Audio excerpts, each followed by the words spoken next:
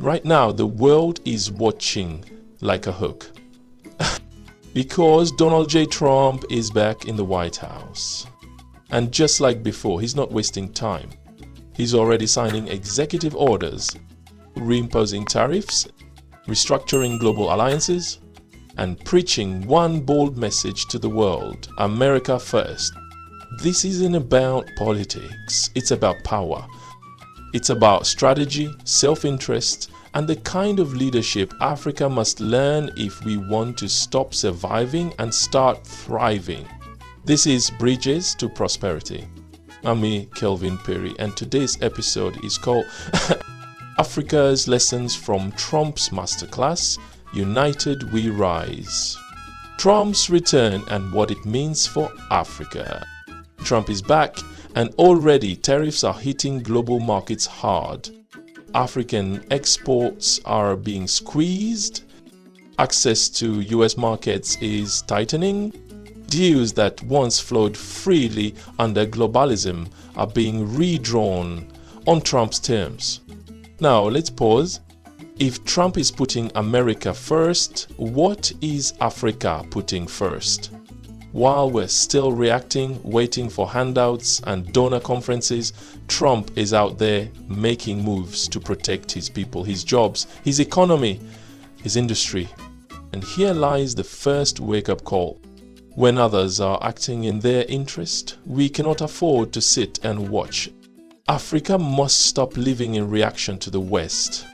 We must rise with a bold voice that says, Africa first. Not Kenya first, not Ghana first, not Zambia first. Africa first. One continent, 54 countries.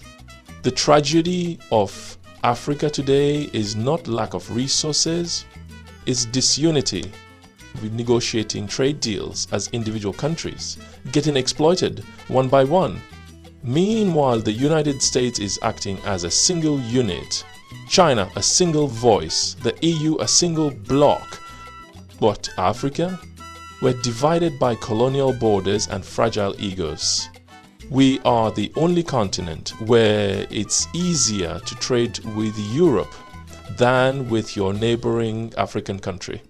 How can we expect respect when we refuse to unite? How can we be taken seriously if our policies, currencies, and visions contradict each other? The lesson from Trump's leadership is this. He's making bold moves because he has the backing of a unified nation, and he's using that unity to push his agenda globally. Africa must stop playing small. One Africa, one market, one economic powerhouse. Tariffs, trade wars, and our dependence problem. Trump's trade war is in full swing. Tariffs are being slapped on countries that rely too much on the US, and yes, that includes some African nations. Some African leaders are complaining, but here's the hard truth. If we were truly self-reliant, these tariffs wouldn't shake us.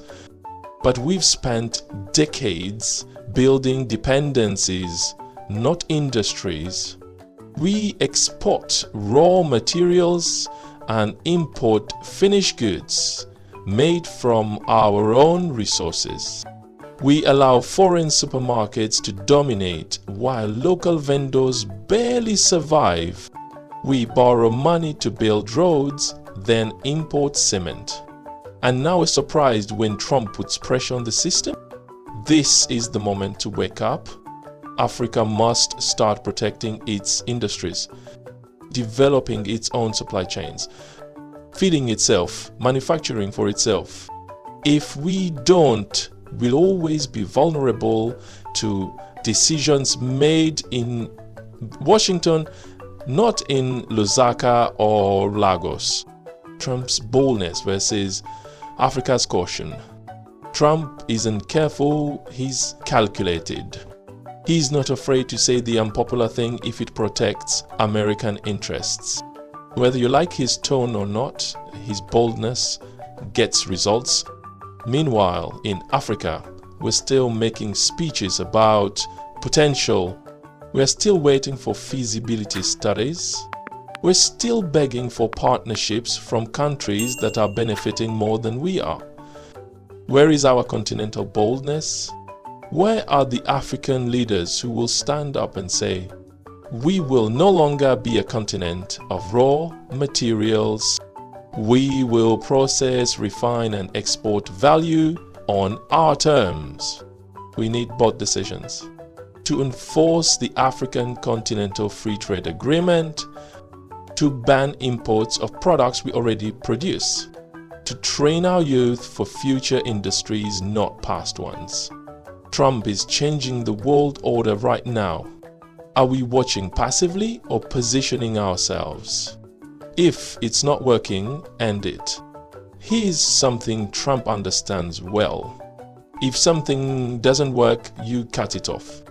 First, so let me ask you, Africa, why are we still tied to trade deals that leave us broke? Why are we still using school systems designed by colonial rulers? Why are we still using foreign consultants to advise us on how to use our own land? If it's not working, end it. Don't decorate it and excuse it. Don't protect it because that's how it's always been done. Progress and courage sometimes looks like walking away from what everyone else is clinging to. Africa's window of opportunity. Trump's America is focused, strategic, ruthless even. But it's also vulnerable. Trade wars can backfire. Global backlash is real. And that's where Africa has a small but powerful opportunity. If we unite now, if we build inward while the rest of the world looks inward too, we could position Africa as the next frontier of stability, innovation, and growth. But only if we stop acting like 54 countries and start acting like one force. Only if we stop being victims of global systems and start building our own system. Only if we remember this. No one else is coming to save Africa, but Africa can save itself. The tariffs are here, the game has changed. Trump is reshaping the world, and Africa, we must not stand still. We must stand together. This has been Africa's Lessons from Trump's Masterclass. United we rise, right here on Bridges to Prosperity. Don't just share this episode, think about it, talk about it, organize around it. And let's stop waiting for the future to happen, let's shape it. I'm Kelvin Phiri, and I believe a united Africa can no longer be ignored. Let's rise together.